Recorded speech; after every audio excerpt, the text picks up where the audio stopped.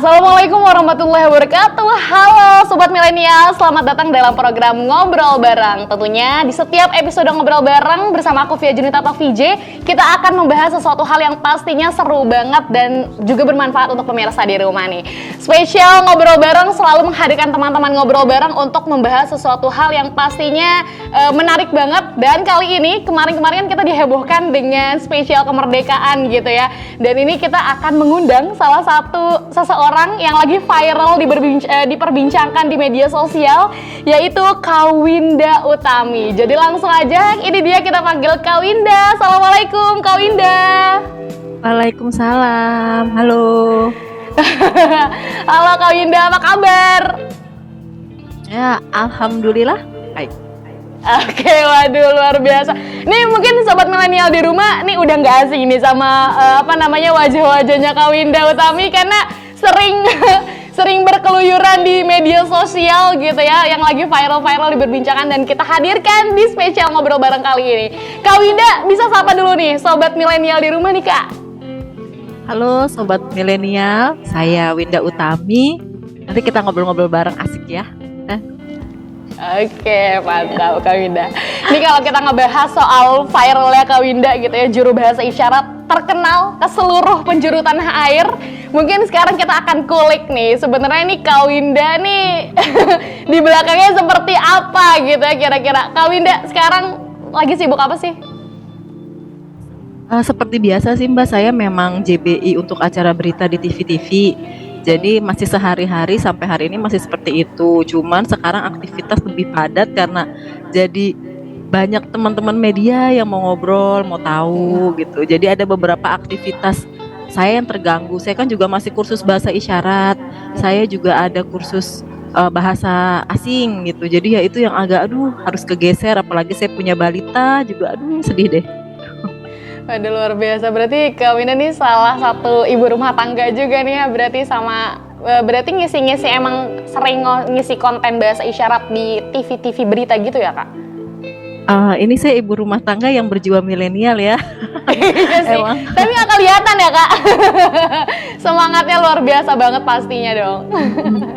Iya, emang sehari-harinya saya bekerja untuk sebagai juru bahasa isyarat di TV-TV berita. Kalau sekarang sih saya lebih sering, hampir setiap hari saya di Fokus Indosiar.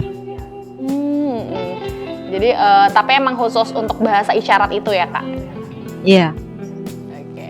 Ini ngomongin soal bahasa isyarat gitu ya. Mungkin yang kemarin karena viralnya bahasa isyarat yang menggambarkan jadi lagu gitu, jadi mungkin jadi viral gitu ya Kak. Ini ngomongin bahasa isyarat. Ini Kak Winda nih terjun ke dalam mungkin concern di dalam bahasa isyarat ini sejak kapan sih Kak mulai kegiatan-kegiatan jadi bahasa isyarat gitu, profesi? Pertama kali itu di awal 2011, tapi itu volunteer ya Mbak, bukan volunteer. Jadi saya pertama kali tahu bahasa isyarat itu di Solo itu ada namanya Car Free Night.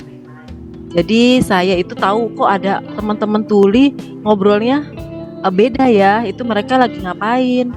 Terus saya datang ke standnya, saya tanya itu apa, oh ini kita bahasa isyarat, kami tuli. Terus saya langsung diajarin di situ sama tulinya, dan saya tertarik dari situ. Akhirnya saya menjadi relawan di organisasi resmi teman tuli di Solo, namanya Gerkatim Solo. Jadi saya udah mulai sebagai jembatan mereka untuk mendapatkan informasi kalau di acara-acara komunitas atau di event-event. Terus resminya sebagai JBI, sebagai sebuah pekerjaan itu di 2017, karena setahu saya itu ada peraturan presiden atau keputusan presiden yang menetapkan semua televisi untuk ada JBI minimal dalam acara berita atau acara yang berbau informasi gitu. Oke, jadi sampai pada akhirnya tertariklah masuk ke dalam dunia bahasa isyarat ini ya Kak ya. Tapi apa sih maksudnya hal-hal yang mungkin tadi Kakak melihat kayak misalkan orang-orang yang mungkin dengan komunikasi yang secara normal nggak bisa kita lakukan gitu, sampai pada akhirnya Kakak tertarik dengan bahasa isyarat itu. Gimana Kak cara Kakak belajarnya tuh, gimana cara Kak Winda? Apakah ikut kursus atau memang belajar pure dari teman-teman disabilitas yang lain Kak?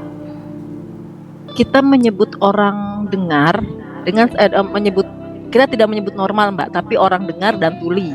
Oke, karena teman tulis saya juga normal gitu kan, tidak ada gangguan Iya. jiwa. Jadi pertama kali saya itu belajar itu otodidak langsung dari tulinya di Gerkatim Solo di 2011. Saya ketemu mereka setiap hari, hampir setiap hari, kadang-kadang juga saya nginep di rumah mereka. Kita main bareng hampir setiap hari, hampir 24 jam hidup saya itu sama mereka. Nah, terus untuk saat ini saya ambil kelas bahasa isyarat resmi di Silang ID namanya. Gitu. Berarti udah kurang lebih berapa lama tuh Pak untuk kursus bahasa isyarat? Kalau kursus saya baru Mbak, saya baru di tahap A2, jadi itu ada beberapa tahap pembelajaran itu sampai C. Saya baru di dasar itu untuk yang resminya ya, tapi saya memang sudah biasa berbahasa isyarat sejak 2011. Jadi tertarik di 2011, tapi kalau untuk kursus intens bahasa isyarat baru-baru akhir-akhir ini berarti ya Kak Winda? Iya, karena kan istilahnya kayak kita bisa nyanyi, suara bagus, bisa nyanyi, tapi kita nggak pernah les vokal. Nah, akhirnya baru les vokal, baru tahu itu, oh teknik-teknik bernyanyi begini. Nah, sama seperti saya bisa bahasa isyarat dari dulu, dari 2011, tapi saya nggak tahu nih, bener nggak nih isyarat saya, strukturnya bagaimana, karena kan saya hanya dipakai di komunitas Solo dan sekitarnya gitu, di Jakarta juga. Tapi kan belum secara bener nggak nih gitu, ada aha momennya saya itu pas saya belajar di Silang ID itu. Tapi sulit gak sih Kak belajar bahasa isyarat gitu? Enggak sih Mbak, kayak belajar bahasa asing yang lain. Yang pasti mungkin kalau awal-awal belajar bahasa isyarat mungkin agak pegel-pegel sedikit, tangannya kaku-kaku, tapi abis itu ya udah santai aja.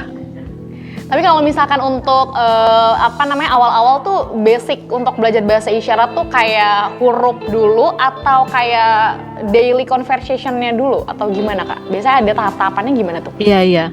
Kalau dulu waktu saya otodidak itu kita kan belajar huruf dulu, A sampai Z.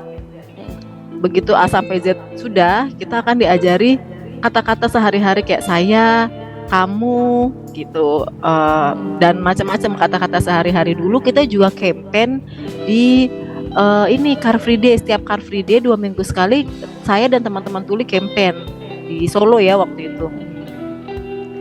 Tapi kalau misalkan untuk teman-teman yang mungkin pengen belajar bahasa isyarat gitu, ada kayak buku panduan khusus gitu nggak sih, belajar otodidak gitu, nggak harus gimana gitu Kak?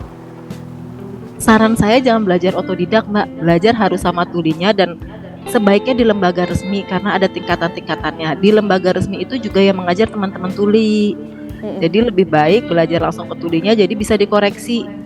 Ini pemakaiannya bener nggak? Karena ada orang yang secara otodidak mungkin belajar dari YouTube atau dari media sosial lain, terus dia pakai, ternyata strukturnya salah karena struktur bahasa Indonesia dan struktur bahasa isyarat itu berbeda. Jadi dia punya ini sendiri gitu ya? Iya, seperti bahasa Inggris kan juga strukturnya berbeda dengan bahasa Indonesia gitu.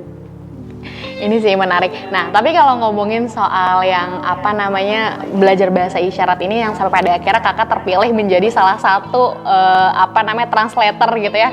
Translator salah satu acara HUT di Istana Presiden. Nah, itu untuk proses seleksi sampai pada akhirnya Kakak jadi bagian dari translator bahasa isyarat itu gimana tuh Kak? Saya itu tergabung di lembaga resmi juru bahasa isyarat, namanya INASLI, Indonesia Sign Language Interpreter. Nah, yang berhubungan dengan kementerian ini adalah INASLI di lembaga saya. Jadi kementerian hubungan sama INASLI, terus nanti INASLI yang memilih siapa yang akan bertugas pada saat itu gitu. Jadi berarti itu proses seleksi gitu nggak sih sama teman-teman yang lain Kak? Saya kurang tahu ya, soalnya kan itu dari INASLI-nya ya yang menunjuk saya, entah apa dari pengurusnya itu melakukan seleksi atau karena sebetulnya kami yang masuk INASLI pun sudah diseleksi. Dan setiap kami bekerja itu selalu di depan kami ada guru tuli kami. Jadi begitu ada break iklan itu si tuli guru tuli kami itu akan kasih tahu, oh tadi kamu harusnya nggak begitu, harusnya begini, oh tadi isyaratnya harusnya seperti ini. Itu langsung dievaluasi. Jadi istilahnya untuk acara-acara penting INASLI ini sudah tahu nih siapa nih yang cocok untuk acara ini, siapa yang cocok untuk acara yang lain gitu. Jadi memang udah dari si kelompok itu memang sudah diplot-plot untuk berbagai acara-acara memang penting gitu ya Kak? Iya, sudah tahu kemampuan masing-masing JBI-nya. Luar biasa. Ini menarik banget sih Kak Winda gitu ya. Ini kadang banyak orang yang masih belum paham gitu ya bahasa isyarat. Kadang kan maksudnya dengan gerakan-gerakan itu ada makna tersendiri bagi teman-teman yang lain gitu. Nah Kak, boleh diajarin dong basic-basic yang mungkin bisa Kak Winda share sama kita. Biasanya mungkin bisa kita ikutin apa nih Kak yang gampang gitu. Untuk nyapa gitu misalkan teman-teman kita punya teman alfabet atau kata. Kata Kalau deh kata Kak, dari boleh. misalkan ini saya nggak ngajarin ya, karena kan yang harusnya jadi pengajar itu tetap tuli.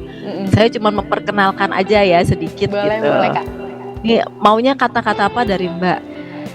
Kayak misalkan kita ketemu nih sama teman-teman tuli, nah kita pengen ngobrol nih Kak sama dia gitu. Gimana cara untuk menyapa awalnya biasa ke teman-teman tuli itu gimana Kak? Ya halo. Terus Halo gimana? gitu. Halo, sehat? Gitu, apa kabar? Sehat gitu kan? Dalam bahasa isyarat kan berbeda. Halo, sehat gitu. Kalau siapa nama kamu Kak? Siapa nama kamu? Itu dalam bahasa Indonesia ya, bahasa isyaratnya gini. Nama siapa? Kan kita ngomongnya sama orang yang di hadapan kita kan, gitu. Nama. Pakai ekspresi. Berarti ekspresi kayak orang tanya siapa gitu ya Kak? Iya siapa gitu. Oke. Nah teman-teman nih mungkin basic-basic kayak gini nih mungkin bisa di ini ya Kak diterapin kalau kita punya teman-teman ini juga untuk bisa komunikasi sama teman-teman tuli ya Kak ya. Halo gitu bisa, ya. Bisa itu, atau kalau belum bisa bahasa isyarat bisa kok verbal. Tapi nggak boleh ini ya, nggak boleh membelakangi atau sambil main handphone, jangan, harus face to face karena teman tuli ini kan baca gerakan bibir kita dan ekspresi kita.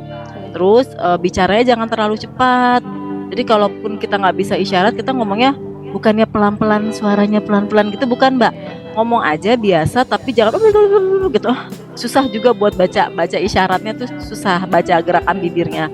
Terus atau kalau nggak bisa juga nih, mentok-mentok nggak ngerti, pakai tulisan. Apalagi sekarang ada handphone, orang kemana-mana bawa HP kan, tinggal chat aja, kasih lihat bacaannya apa gitu. Tapi seru banget sih Kak.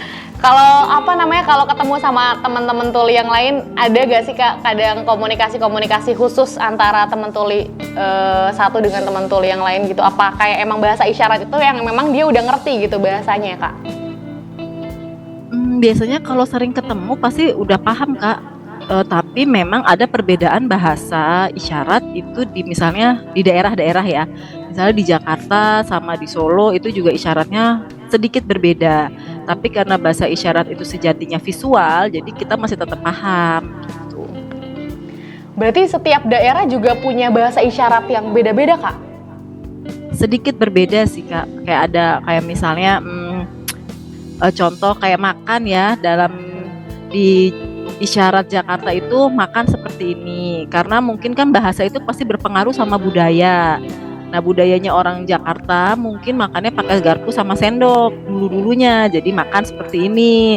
Terus kalau orang Solo, Jogja bisa makan begini kita juga bisa.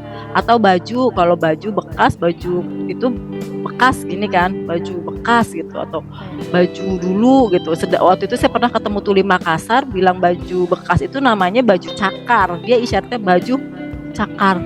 Terus tuh saya sempat bingung apa nih gitu, oh ternyata baju bekas gitu maksudnya.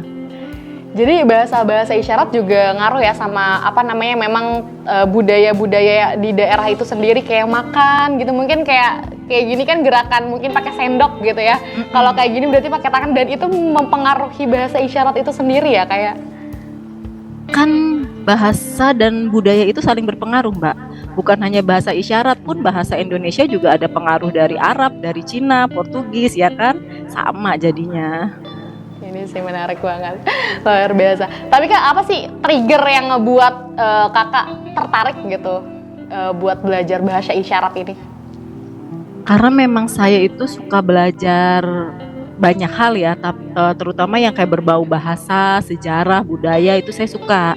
Dan apalagi pas lihat teman-teman tuli ini komunikasinya lain, makin apa nih gitu, makin penasaran.